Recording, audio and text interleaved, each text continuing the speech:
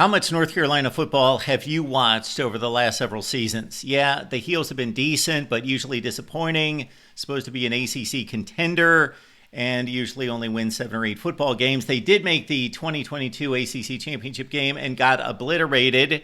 Drake May was worth watching, Josh Downs. So the answer would be you probably haven't watched a whole lot of North Carolina football in the last few seasons. However, how much are you planning on watching this season? Yes, it was the power of Deion Sanders at Colorado a few years ago, and we see what the TV ratings are like in Boulder. I'm not projecting or predicting the same bump in Chapel Hill, but certainly one Bill Belichick has caught our attention.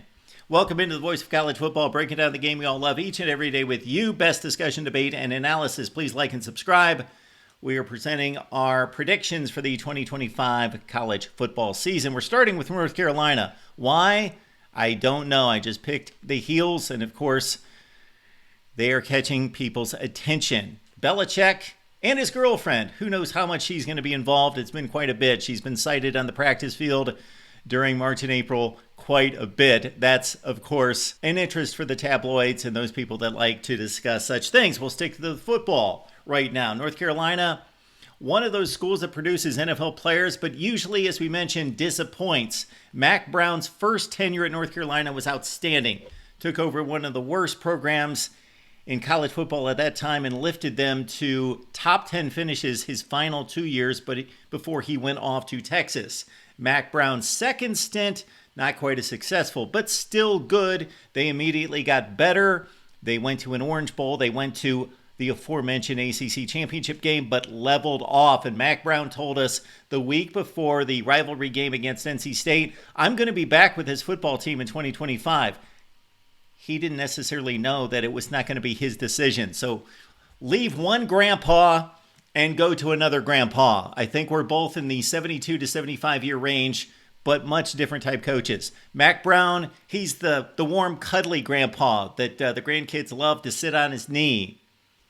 Bill Belichick, more the curmudgeon, the staunch, the stern one. Maybe he's softened a little bit. We shall see. But he has said, I'm going to run this program like an NFL team, and I'm going to run the offense and the defense and the special teams even like an NFL team. Let's check out this North Carolina team coming off 6 wins and 7 losses. Max Johnson at quarterback, possibly. Starting quarterback last season, but only played one half against Minnesota, knocked out for the season, and he's still recovering. Max Johnson, the lefty, rarely impresses anyone, but he's impressed me with his toughness. Obviously, he's the son of one Super Bowl winner, Brad Johnson of the Tampa Bay Buccaneers and other teams. Max Johnson, the lefty, has been successful in the past. LSU, Texas A&M, tore up SEC defenses one season to the tune of 27 touchdowns and 6 picks. But most likely the starter is going to be the more multifaceted Gio Lopez of South Alabama. Accounted for 25 touchdowns last year, 5 interceptions. Nice little ratio right there.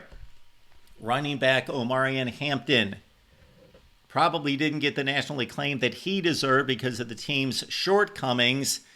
Over 1,600 yards in 2024, over 1,500 yards the previous season, and you had to watch him run. Power speed combination, almost unmatched in college football. Was he the best back in the nation? Well, the NFL draft would tell us that he was certainly in the running. He went in the first round to the LA Chargers. So who's going to replace Hampton? We've got Davian Goss, the second leading rusher for UNC last year, 343 yards, and Michigan transfer Benjamin Hall could rarely see the field for the Wolverines in meaningful situations. He did play, so he's going to be a factor, we believe, for this team.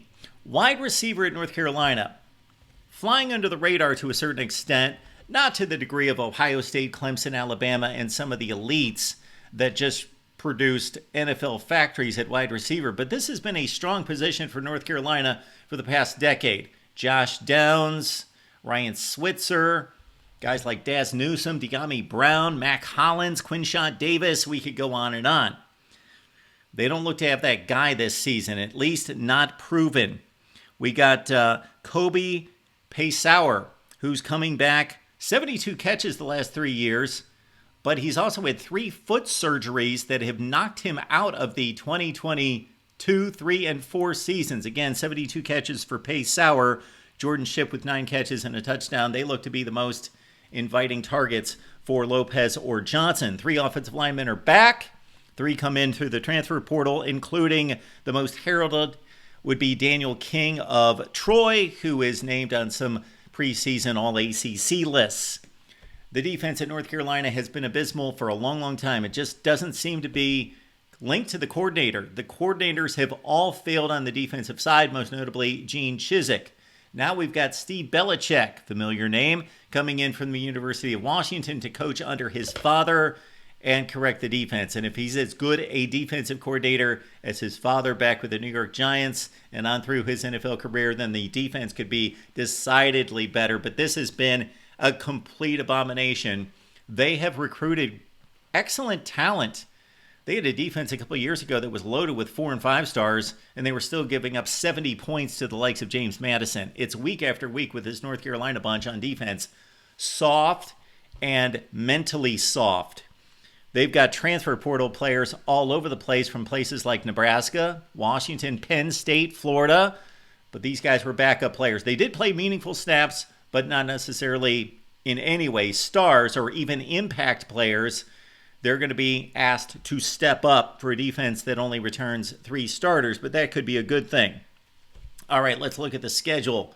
Starts off with a primetime effort against TCU at home. That's going to be a whole lot of fanfare for the Bill Belichick debut. Again, Labor Day night against TCU.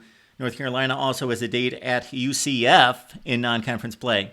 In terms of their 8 conference games, only Clemson, Syracuse, and Duke had winning records last year, and you got to think that Syracuse and Duke will not come anywhere close to their 10-3 and 9-4 seasons of last year. There's no Miami, no SMU, no Louisville on the schedule. Those could be the 2nd, 3rd, and 4th best teams in the ACC. This sets up well for Mr. Belichick. If he can get past TCU on the opening night, he probably will be undefeated starting ACC play against Clemson, and then it's all downhill in regards to the schedule. So, with Belichick in play, I don't think this is an extremely good football team. I think they've got question marks all over the place and deficiencies. But in a weak ACC and matched up against a weak ACC schedule, North Carolina finishes at 8-4, 4-4 in conference play. Our thoughts right here at the Voice of College Football. Mark it down, 8-4 for the Heels right here at the Voice of College Football. Please like and subscribe. Check out our next prediction video.